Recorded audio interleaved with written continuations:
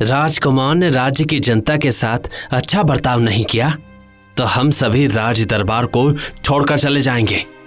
महामंत्री प्रताप, जो कि अभी नौजवान ही था, लेकिन वह बहुत ही तेज दिमाग का आदमी था, उसने बाकी सभी मंत्रियों और दरबारियों से कहा, आप सभी लोग राज दरबार को छोड़ने का ख्याल अपने दिल से निकाल दीजिए, बल्कि अपनी बुद्धिमानी और अपने अनुभव के आधार पर राजकुमार को सही रास्ते पर लेकर आइए, क्योंकि आप लोगों के चले जाने के बाद वो नए मंत्रियों को रखेगा और सभी नए मंत्री उसी के इशारे पर चलेंगे। इस तरह से तो हमारी प्रजा का और भी ज्यादा बुरा हाल हो जाएगा। सभी मंत्रियों को यह बात समझ में आ गई और उन्होंने राजमहल को छोड़ने का ख्याल दिल से निकाल दिया।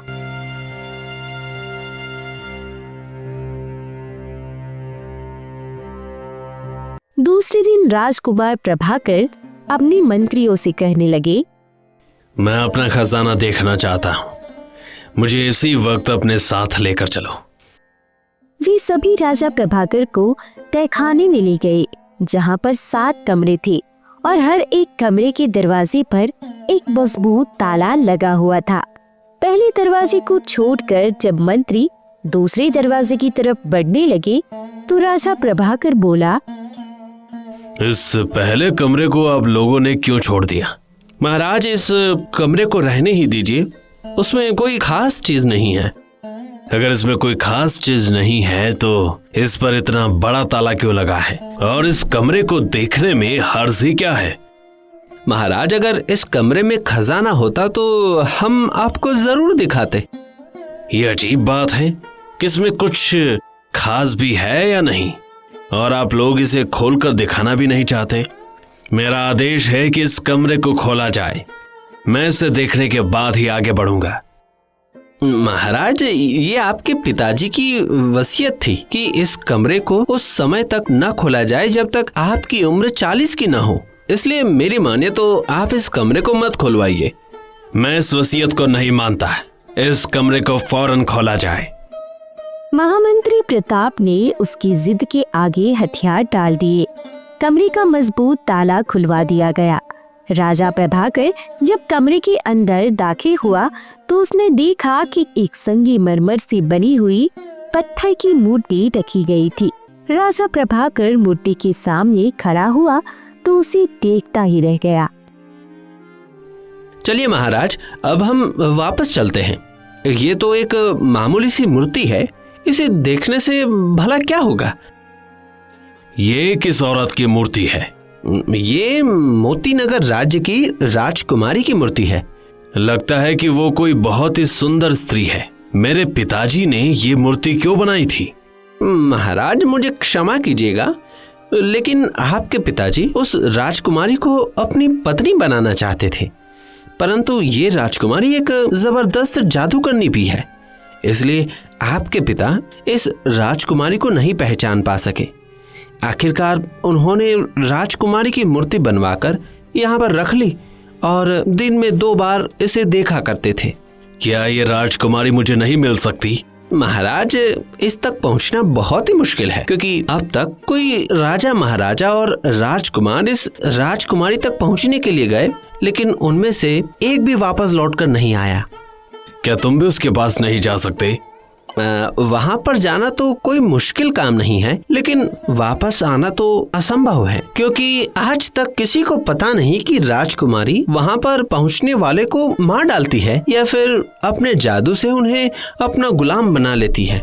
राजा प्रभाकर ने कुछ सोचते हुए कहा, तुम आज ही मोतीनगर के लिए रवाना हो जाओ। मैं 1 हफ्ते तक तुम्हारी वापसी का इंतजार करूंगा। अगर 1 हफ्ता गुजरने के बाद भी तुम वापस नहीं आए तो मैं अपनी सेना को लेकर मोतीनगर पर हमला कर दूंगा और तुम्हें आजाद करवा लूंगा। अगर उसने मुझ पर अपना जादू कर दिया तो क्या होगा? हमारे दरबार में हीरालाल नाम का एक दरबारी है जो जादू की काट जानता है। तुम उन्हें अपने साथ ले जाओ, वो तुम्हारी मदद जरूर करेंगे। फिर राजा प्रभाकर खजाना देखने की बजाय वहां से वापस चला गया और महामंत्री और दरबारी हीरालाल को उसने मोतीनगर की तरफ रवाना कर दिया।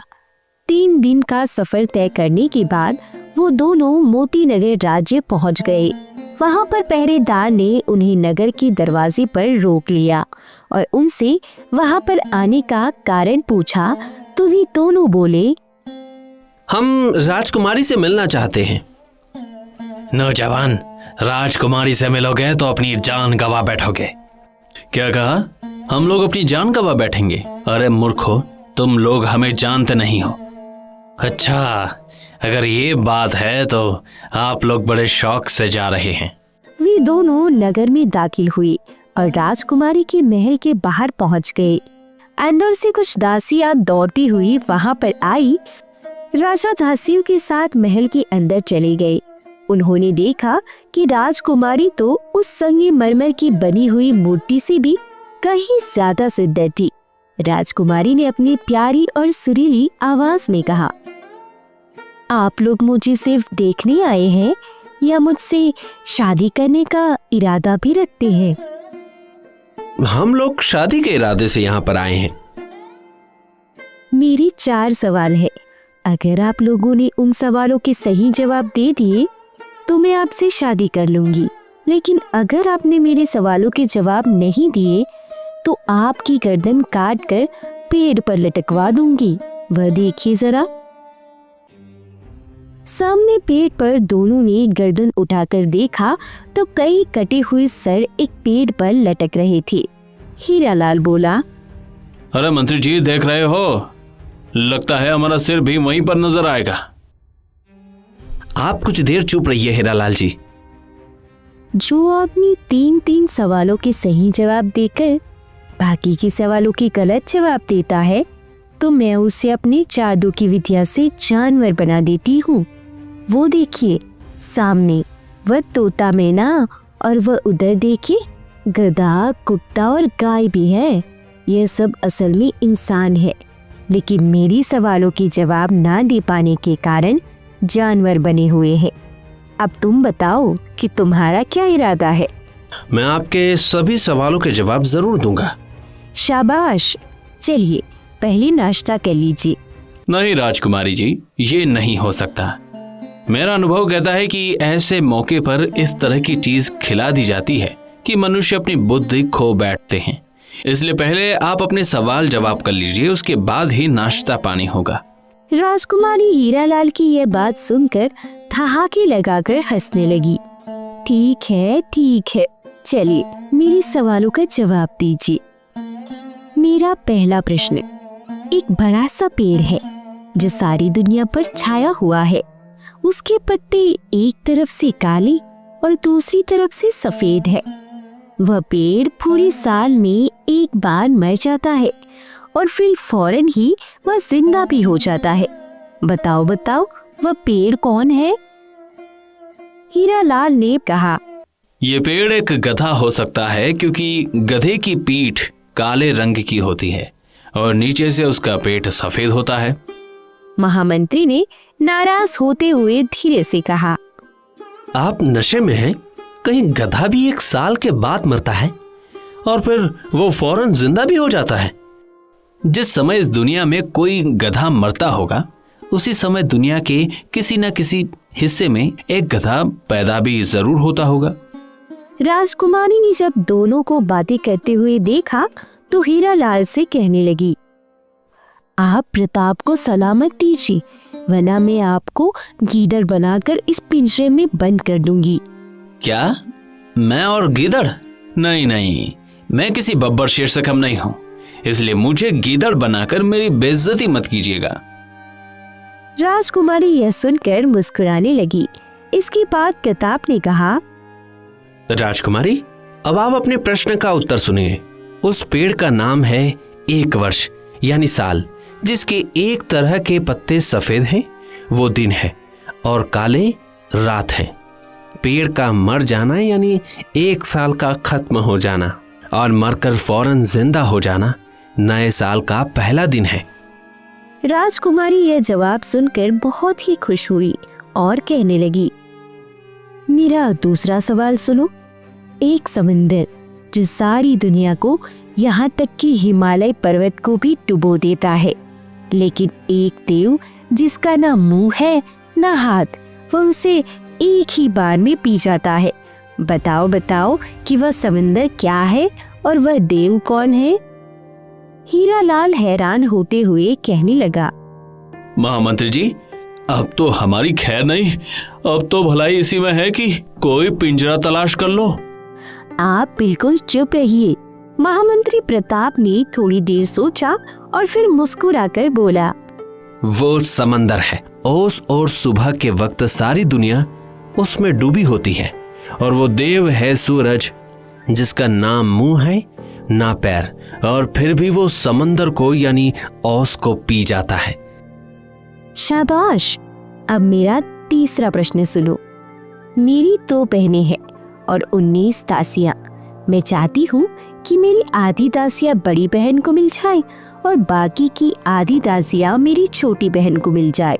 लेकिन ये ध्यान रखिए कि किसी भी दासी के 2 टुकड़े नहीं होने चाहिए और किसी को भी दासियां कम या ज्यादा ना मिले। ये सवाल तो बिल्कुल गलत है। 19 का आधा तो 9.5 होता है, इसलिए एक दासी को तो जरूर ही काटना पड़ेगा। अगर नहीं काटा गया तो ये प्रश्न भी गलत है। मैंने सवाल का जवाब ढूंढ लिया है राजकुमारी जी।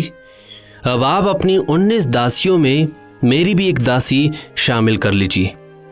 अब आपके पास कुल 10 दासियां हो गई। इसमें से आधी दासियां आप अपनी बहन को दे दीजिए, यानी 10 दासियां उनके पास चली गई। बाकी की आधी दासियां अपनी छोटी बहन को दे दीजिए। अब आपके दोनों बहनों के पास बराबर बराबर दासियां हो गई, वो भी बिना किसी दासी को काटे। अब बंटवारा ठीक से हो गया तो आप मेरी एक दासी को मुझे वापस लौटा दीजिए।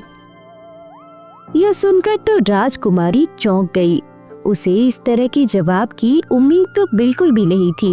वह सोचने लगी, अगर ये नौजवान इसी तरह से मेरे सारे सवालों के जवाब देता रहा तो क्या होगा? क्या मुझे सचमुच इससे शादी करनी पड़ेगी? राजकुमारी जी, अब आप अपना अगला प्रश्न पूछिए।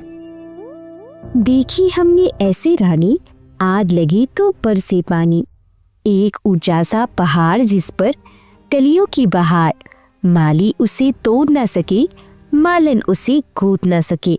बताओ बताओ वो क्या है? हीरालाल सवाल को सुनते ही परेशान हो गया, लेकिन महामंत्री प्रताप, जो कि बहुत ही होशियार और अक्लमंद आदमी था, उसने मुस्कुराते हुए कहा, सुनिए राजकुमारी जी, मोमबत्ती वो रानी है जिसे आग लगाते ही पानी बरसने लगता है, और वो ऊंचा सा पहाड़, आसमान, और वो कालिया यानी कि सितारे, इन कलियों को माली तोड़ नहीं सकता और मालन गूंथ नहीं सकती। राजकुमारी अपने इस सवाल का सही जवाब सुनते ही वह सोचने लगी, अब क्या होगा? सिर्फ एक ही सवाल बाकी रह गया है। अगर इसने उस सवाल का जवाब भी सही दे दिया तो मुझे इससे शादी करनी पड़ेगी। इसका मतलब ये है कि मेरी आज़ादी खत्म होने वाली है। अब मुझे इससे ऐसा सवाल करना चाहिए कि यह कभी भी उसका जवाब ही ना दे पाए।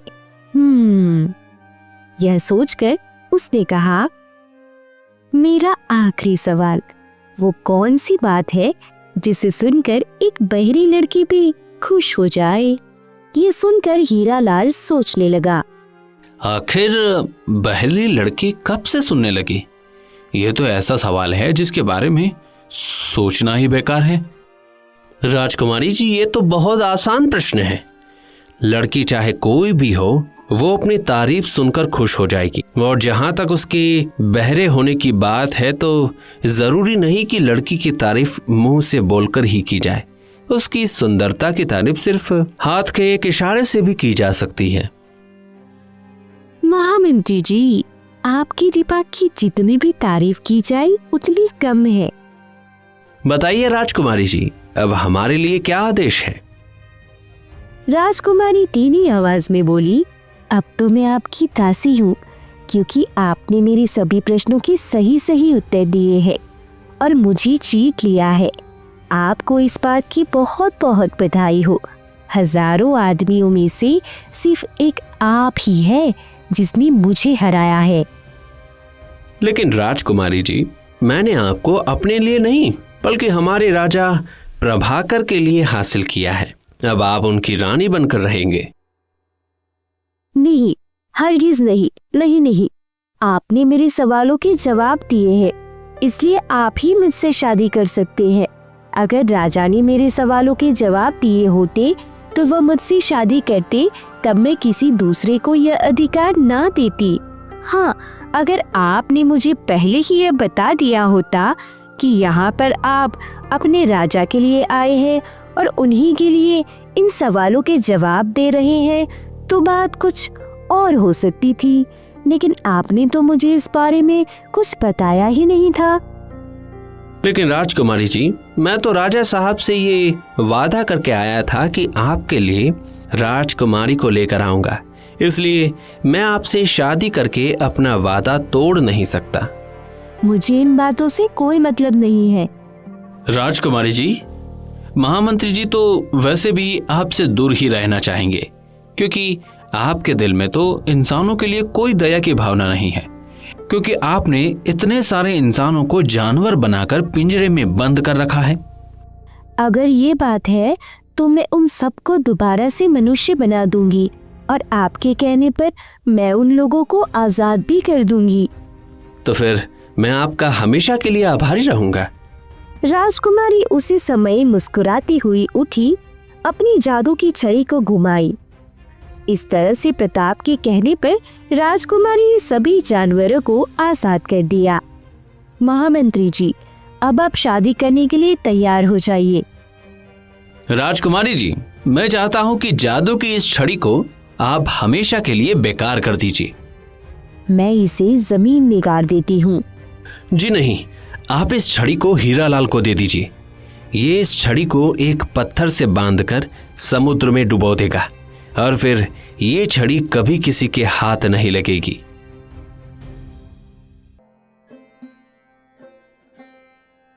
मैंने आपकी सभी बातें मान ली, अब तो आप मुझसे शादी कर लीजिए।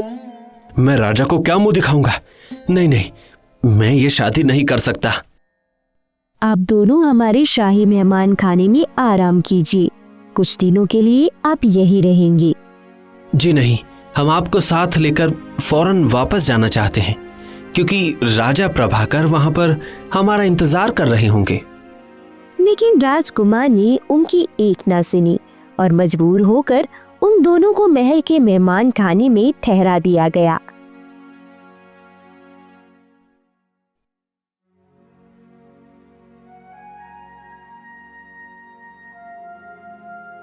इधर राजा प्रभाकर ने जब देखा कि एक हफ्ता गुजर चुका है लेकिन प्रताप और हीरालाल अभी तक वापस नहीं आए, तो वह अपनी सेना को लेकर मोती नगर की तरफ रवाना हो गया। तीसरे दिन सेना मोती नगर के दरवाजे पर पहुंच गई और उसके राज्य पर हमला करने के लिए तैयार थी।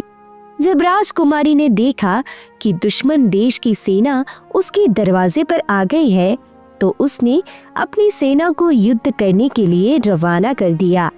जब प्रताप को पता चला कि दो सेनाओं में युद्ध शुरू हो गया है, उसने राजकुमारी से कहा, इस युद्ध को रोक दीजिए, क्योंकि मैं राजा प्रभाकर को समझाना चाहता हूँ। राजकुमारी महामंत्री प्रताप को साथ लेकर राजा के पास पहुंची। महाराज, मैंने राजकुमारी के सारे प्रश्नों के उत्तर दे दिए, लेकिन वो कहती है कि जिसने मेरे सवाल के जवाब दिए वही मुझसे शादी कर सकता है, कोई दूसरे आदमी को यह अधिकार नहीं है। नमक हराम धोखेबाज, राजकुमारी को देखते ही तेरी नीयत खराब हो गई। नहीं महाराज, ये एक दासी इस बात की गवाह है कि मैं शादी करने से इनकार कर चुका हूँ और आपके लिए मैं राजकुमारी से लड़ रहा हूँ। दरबारी हीरालाल भी भागते हुए वहां पर पहुंचा और प्रताप की तरफ से बोलने लगा, लेकिन राजा प्रभाकर ने उन दोनों में से किसी की भी बात नहीं सुनी और कहने लगा, तुम लोग इसी समय मेरे साथ वापस चलो। मैं युद्ध करके इस राज्य को तबाह कर दूंगा और इस घमंडी राजकुमारी का घमंड मैं तोड़ दूंगा। यह कहकर उसने अपने सिपाहियों को इशारा किया। सिपाहियों ने महामंत्री प्रताप को गिरफ्तार कर लिया। राजा प्रभाकर अपनी सेना के साथ वापस लौट गया। राजकुमारी यह सब देखकर उदास हो गई, क्योंकि उसकी शादी अब प्रताप से नहीं हो सकी और उसकी जादू की छड़ी भी उसके हाथ से चलती रही। बहुत देर तक वह बैठी बैठी कुछ सोचती रही। आखिरकार उसने अपनी 2 दासियों को बुलाकर आदेश दिया, सुनो, तुम दोनों भेष बदलकर राजा प्रभाकर के महल में जाओ और प्रताप की खबर लेकर जल्दी से जल्दी वापस आओ। अगर प्रताप का यहाँ वापस आने का इरादा ना हो तो तुम किसी तरह से वो जादू की छड़ी हासिल कर लेना। दासियां भेष बदल कर वहां से रवाना हो गई और वह राजा प्रभाकर के नगर में जा पहुंची। वहां पर उन दोनों ने शाही महल की तरफ चल दी। दासियों ने बातें बना बना कर इस बात का पता कर लिया कि राजा प्रभाकर ने प्रताप को नौकरों के कपड़े पहनाकर जंगल में छोड़ दिया है और दरबारी हीरा लाल को देश निकाल की सजा दे दी है। दासियां सारा हाल मालूम करने के बाद वहां से वापस मोती नगर की तरफ चली गई। उन्होंने राजकुमारी से सारी बात बताई।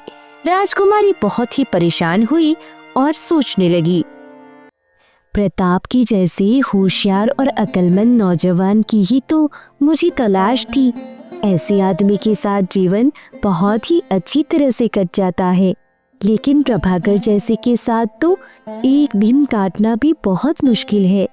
जादू की छड़ी छिन जाने के कारण मेरी ताकत बहुत ही कम हो गई है। काश मेरी छड़ी मेरे पास होती। अब अगर राजा प्रभाकर ने मेरे राज्य पर हमला कर दिया तो मैं उसका मुकाबला नहीं कर सकूंगी और वह मुझे जबरदस्ती यहाँ से ले जाएगा। वह मेरी मर्जी के खिलाफ मुझसे शादी कर लेगा।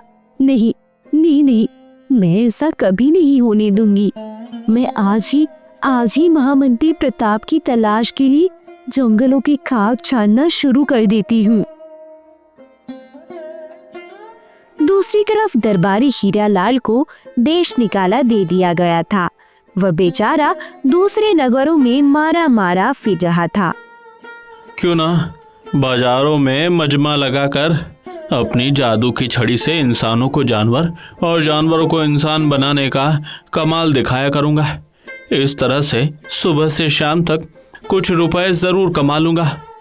यह सोचकर उसने एक बड़ी बाजार में खड़े होकर मजमा लगाया और लोगों से कहने लगा, भाइयों, मैं जादूगर तो नहीं, लेकिन फिर भी इंसान को जानवर बना सकता हूँ और जानवर को वापस इंसान के रूप में ला सकता हूँ। अगर विश्वास न हो तो आप में से कोई भी मेरे सामने आकर खड़ा हो जाए। भीड़ में से एक आदमी आगे आया और कहने लगा, तुम मुझे ऊंट बना दो तो मैं तुम्हें एक अशरफी इनाम में दूंगा। दरबारी हीरा लाल बहुत ही खुश हुआ। उसने छड़ी घुमाकर कहा, ओ आदमी, तू ऊंट बन जा। वह आदमी ऊंट बन गया। यह कमाल देखकर भीड़ में से फिर एक मोटा आदमी आगे आया और कहने लगा, मुझे हाथी बनाकर दिखाओ। हीरा लाल ने छड़ी घुमाई और उसे हाथी बना दिया। उसी समय वहां से उस नगर की राजा की सवारी जा रही थी। राजा ने पूछा, ये क्या तमाशा है? महाराज, एक आदमी इंसानों को जानवर बना रहा है। ये सुनकर वहां के राजा के मन में भी यह तमाशा देखने का शौक हुआ। मुझे तो लगता है कि इस आदमी ने अब तक जिन भी लोगों को जानवर बनाया है वो सब इसी के आदमी थे। अगर तुम मेरे मंत्री को शेर बनाकर दिखाओ तो मुझे विश्वास आएगा कि तुम सचमुच एक सच्चे आदमी हो। हीरा लाल के लिए भला ये कौन सा मुश्किल काम था। उसने छड़ी घुमाकर मंत्री को शेर बना दिया। राजा ने तुरंत गले से एक मोतियों का हार निकालकर हीरा लाल को देते हुए कहा, अब इन लोगों को तुम दोबारा से इंसान बना दो। हीरा लाल ने छड़ी घुमाकर कहा, वापस इंसान बन जाओ। लेकिन ऊंट ऊंट ही रहा, हाथी हाथी ही रहा और शेर शेर ही रहा। हीरा लाल ने दोबारा से छड़ी घुमाकर कहा, लेकिन कोई असर नहीं हुआ। अब तो हीरालाल बहुत ही सिर पीटने लगा और बार बार छड़ी घुमा घुमा कर शोर मचाने लगा। वापस इंसान बन जाओ, वापस से इंसान बन जाओ। राजा ने जब यह हाल देखा तो उसे बहुत ही गुस्सा आया और उसने हीरालाल की गिरफ्तारी का आदेश दे दिया। सिपाहियों ने हीरालाल को गिरफ्तार कर लिया और उन जानवरों को रस्सी से बांधकर अपने महल की तरफ चल दिए।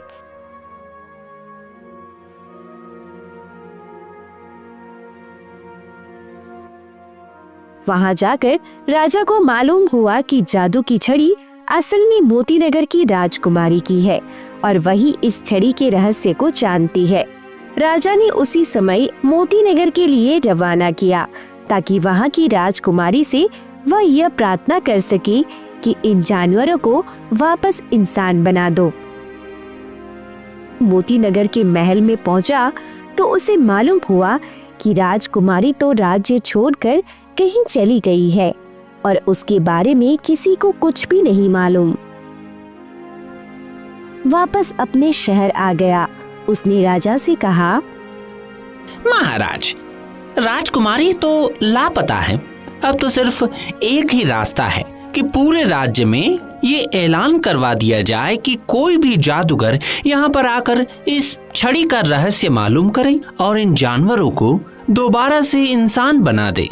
राजा को यह उपाय बहुत ही पसंद आया और उसने फौरन ही यह ऐलान करवा दिया और फिर काली पहाड़ी पर रहने वाला घनश्याम जादूगर इस ऐलान को सुनकर तेजी से अपने घोड़े पर रवाना हुआ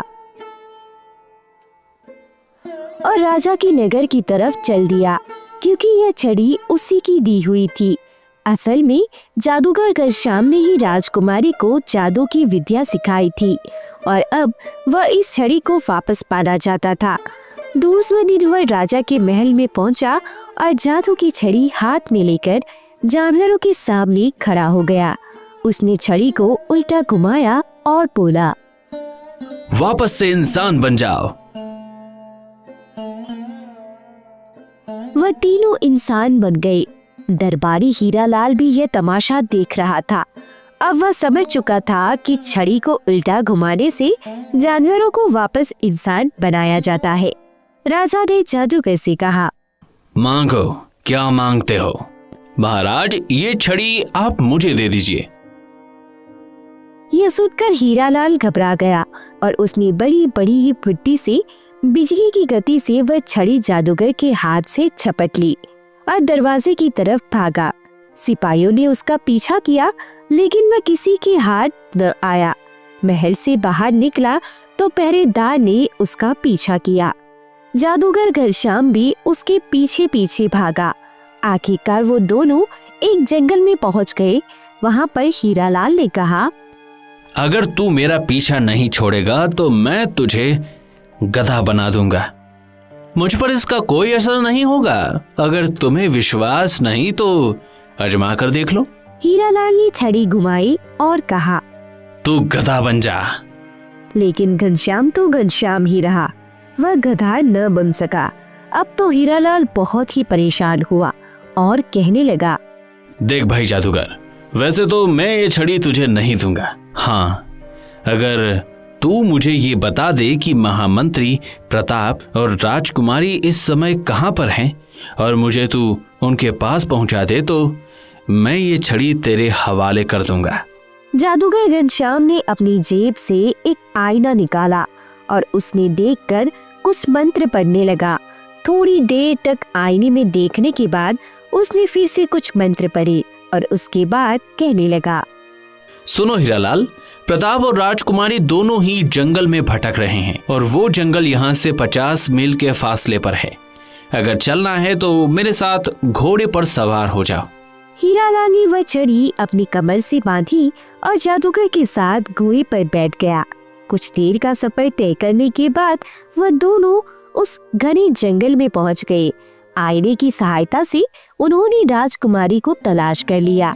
हीरालाल को देखकर राजकुमारी ने कहा, तुम्हारी महामंत्री प्रताप कहाँ पर है? घबराइए नहीं, वो भी इसी जंगल में है। हम तीनों मिलकर उन्हें तलाश कर लेंगे। हम दोनों भी यहाँ पर इसी काम के लिए आए हैं। जादूगर ने आईने की सहायता से प्रताप को भी तलाश कर लिया। उस वक्त प्रताप की बुरी हालत थी। उसकी हालत देखकर राजकुमारी की आंखों में आंसू भर आए। कुछ न पूछो भाई, इस जंगल में कई बार मैं जंगली जानवरों का शिकार होने से बचा हूँ। राजकुमारी जी, मुझ जैसे बदकिस्मत की तरह आप इस जंगल में क्यों भटक रही हैं? आप मुझे छोड़कर चले गए और राजा प्रभाकर मेरा दुश्मन बन गया। खुद को उसके हाथों से बचाने और आपको हासिल करने के विचार से मैं अपने राज्य को छोड़कर यहाँ पर आई हूँ। राजा प्रभाकर ने मेरे साथ नाइंसाफी की है, लेकिन फिर भी मैं अपने वायदे से मुंह नहीं मोड़ना चाहता। मैंने तुम्हारे सवालों के जवाब सिर्फ उसी के लिए हल किए थे, इसलिए तुमको सिर्फ उनके साथ ही जाना चाहिए। प्रताप, ऐसे दुष्ट राजा के लिए जिसने तुम्हारी वफादारी का ये इनाम दिया कि तुम्हें नौकरों के कपड़े पहनकर जंगलों में भटकने के लिए छोड़ दिया और मुझे देश निकाला दे दिया, इस तरह के जालिम राजा के लिए तुम अपनी वफादारी दिखा रहे हो। बड़े ही दुख की बात है। जाओ, राजकुमारी का हाथ पकड़ो और मोती नगर की राजगद्दी पर बैठकर राज करो। मैं भी आप लोगों के साथ हूं। अगर राजा प्रभाकर ने आप लोगों को कोई तकलीफ पहुंचाने की कोशिश की या फिर मोती नगर पर हमला किया तो वो सारी जिंदगी पछताएगा। मैंने आपसे जादू सीखा है, आप मेरे गुरु हैं। अब आप बताइए कि मेरा यह ऐलान था कि जो भी मेरे 4 सवालों के उत्तर देगा मैं उसी से शादी करूंगी। इन्होंने सवाल हल कर दिए, लेकिन यह कहते हैं कि मैंने यह काम राजा के लिए किया था और तुम्हें राजा के साथ ही जिंदगी गुजारनी होगी। क्या ये बात ठीक है? राजकुमारी, ये तो बिल्कुल गलत है। प्रताप ने अपनी जान की बाजी लगाकर ये सवाल हल किए हैं, इसलिए राजकुमारी से तो उसी की शादी होनी चाहिए, राजा प्रभाकर से तो हरगिज नहीं। फिर इस तरह से समझा बुझाकर सबने प्रताप को इस बात के लिए मजबूर कर लिया और वह राजकुमारी से शादी करने के लिए राजी हो गया। फिर सभी लोग खुशी खुशी मोती नगर राज्य चले। राजकुमारी ने प्रताप से शादी कर ली।